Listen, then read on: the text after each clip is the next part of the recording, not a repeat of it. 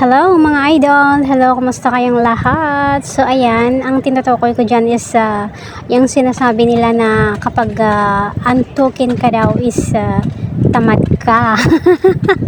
Totoo ba yun guys? Totoo ba yun mga kananay? Diba hindi ho? Kasi ang alam ko is antukin ako, and then ang alam ko is yung mga inaantok palagi is yun ang mga masisipag, and karamihan talaga yan is OFW guys, kasi naranasan ko na yan, and now nararanasan ko talaga guys yung antok na antok ko guys. Kasi ako naman ho, eksakto lang naman yung oras para sa akin syempre, pero mahirap po ako makatulog guys, and then ewan ko ba kung bakit may cellphone kasi at internet guys. Pero hindi totoo yung sinasabi nila na ang mga inaantok daw is tamad guys. Hindi ho, dahil karamihan ho na OFW is laging puyat, kulang sa tulog, kaya feeling laging inaantok. So para sa akin hindi totoo yung sinasabi nilang ang mga antokin is tamad guys. Ang karamihan talaga is na inaantok po is yung mga masisipag, yung mga OFW yung kagaya natin. So ako dahil kahit maaga akong matulog naman na sa saktong oras, hindi ho ako talaga makatulog, kaya inaantok ako.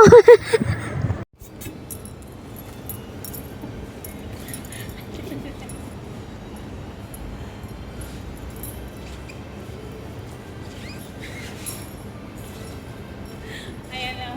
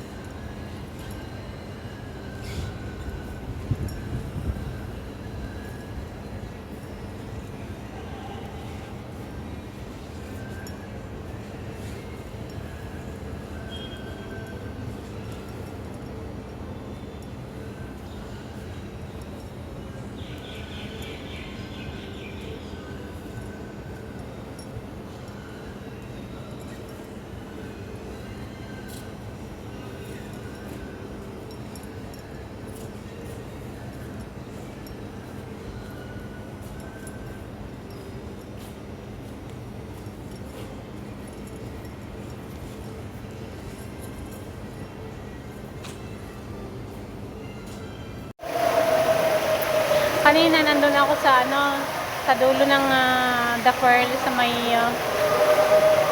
may nakikita mo na yung cornice at saka yung yung Mia Park, yan. Pero inaantok ako guys, kaya napunta ako dito. Sobrang inaantok ako, ang lamig kasi ng yung pagsilungan doon ng lamig, tapos parang ang boring siya guys, hindi ako masyadong sanay banda doon. So nagpunta ako dito. Sabi nila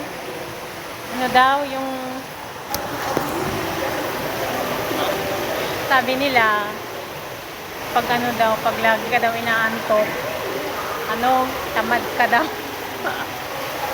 Sabi ko, sa isip-isip ko naman guys, pag lagi kang inaantok, ibig sabihin isa kang OFW. Yan, OFW lang yung laging inaantok, hindi tamad.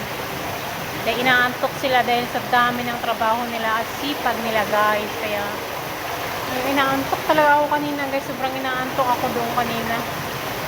Parang gusto ko nang humiga kanina doon sa may sa may mga upuan doon, kaso syempre bawal naman. Hindi ka pa pwedeng mag-stay sa labas kasi ano pa lang, 3:15 na ang init guys. Hindi, may hangin na siya, pero may hangin pa rin siya, I mean, pero maano talaga yung init niya. Matirik ba? Nakatirik? Ano? Tirik ba yung sabi nila?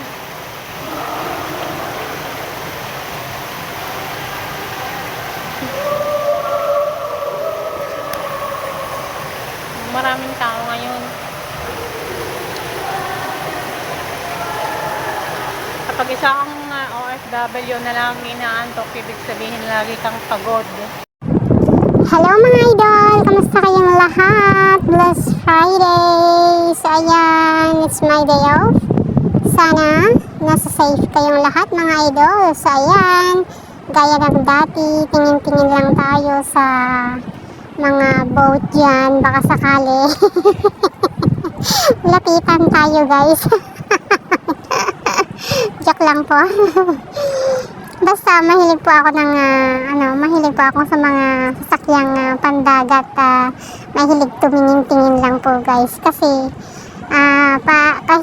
mula nung bata ako, isa rin yan na parang pinapangarap ko na kumbaga masakyan or basta maganda yan, yan parts yan ng ko na lagi kong naaalala. And then ang fresh po kasi guys ng paligid pag dyan, pag nasa gilid tayo ng dagat, diba guys, yan sabi nga nila, gamot ang dagat, yan, yung mga hangin din na, niya, na idinudulot niya, ganyan, na napaka-fresh. So, ayan, kita nyo naman, malakas ang hangin, and then, enjoy na enjoy ako at ramdam na ramdam ko yung sarap ng hangin na dumadampi sa aking mukha.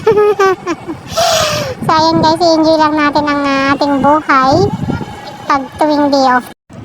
Hello mga idol! Hello, kumusta kayong lahat? So ayan, ang tinutukoy ko dyan is yung sinasabi nila na kapag antukin ka daw is tamad ka. Totoo ba yun guys? Totoo ba yun mga kananay? Diba hindi ho?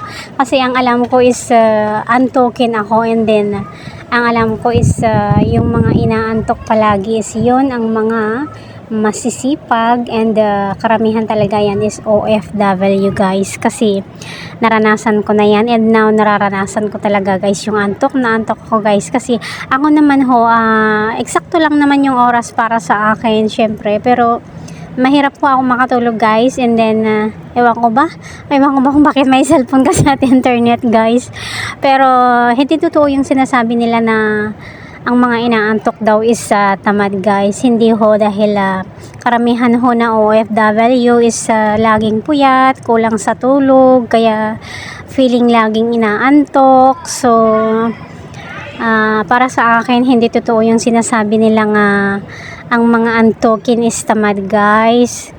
Ang karamihan talaga is na inaantok po is yung mga masisipag, yung mga OFW yung kagaya natin. So ako dahil kahit maaga akong matulog naman nasa saktong oras, hindi ho ako talaga makatulog, kaya inaantok ako.